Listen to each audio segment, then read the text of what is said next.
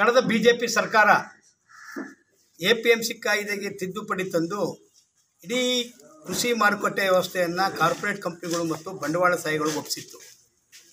ಇದರ ಪರಿಣಾಮ ಭಾಳ ಒಳ್ಳೆಯ ಎಪಿಎಂಸಿಗಳು ಇದ್ದಂಥವೆಲ್ಲವೂ ಕೂಡ ಬಾಗಿಲು ಮುಚ್ಕೊಂಡು ಬರೀ ಯಜ್ಞಗಳು ವಾಸ ಮಾಡುವಂಥ ಪರಿಸ್ಥಿತಿ ಆಗಿತ್ತು. ಮತ್ತು ಸರ್ಕಾರಕ್ಕೆ ಬರ್ತಿರುವಂಥ ತೆರಿಗೆ ಮತ್ತು ಸೆಸ್ಸುಗಳೆಲ್ಲ ಹೊಡೆತ ಬಿದ್ದಿತ್ತು. ರೈತರಿಗೆ ಒಂದು ನೆಗ್ಯುಲೇಟಿಂಗ್ ಮಾರ್ಕೆಟ್ ಇರಲಿಲ್ಲ.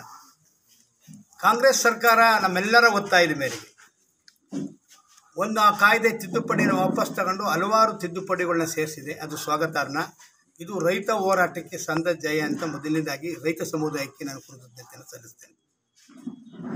ಈ ತಂದಿರೋದ್ರಲ್ಲಿ ಸ್ವಲ್ಪ ಸೂಕ್ತವಾದಂಥ ತಿದ್ದುಪಡಿಗಳಿದ್ದಾವೆ. ಆದರೂ ಕೂಡ ಇದಕ್ಕೆ ಇನ್ನೂ ಸುಧಾರಣೆಗಳು ಬರಬೇಕು.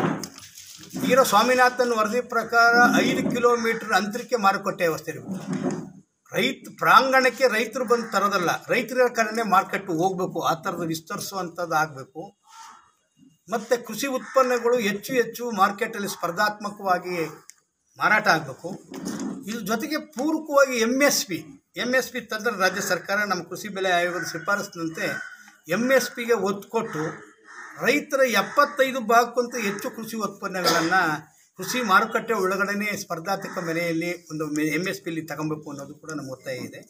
ಹಲವಾರು ಇನ್ನೂ ಸುಧಾರಣೆಗಳಾಗಬೇಕಾಗಿದೆ. ಅದನ್ನು ಸದ್ಯದಲ್ಲೇ ರೈತ ಸಂಘ ಆ ತಿದ್ದುಪಡಿಗಳು ಏನೇನಿರಬೇಕು, ಸುಧಾರಣೆಗಳು ಏನಿರಬೇಕು ಅನ್ನೋದನ್ನ ಮಾರುಕಟ್ಟೆ ಸಚಿವರಿಗೆ ಒಪ್ಪಿಸ್ತೀವಿ. ಮುಖ್ಯಮಂತ್ರಿಗಳು ಅಧಿಕಾರಕ್ಕೆ ಬರೋಕ್ಕೆ ಮುಂಚೆನೇ APMC ತಗೊಳ್ತೀವಿ ಅಂತ ಹೇಳಿದರು. ಅದನ್ನು ಇವತ್ತು ಸರ್ಕಾರ ತಗೊಂಡಿದೆ.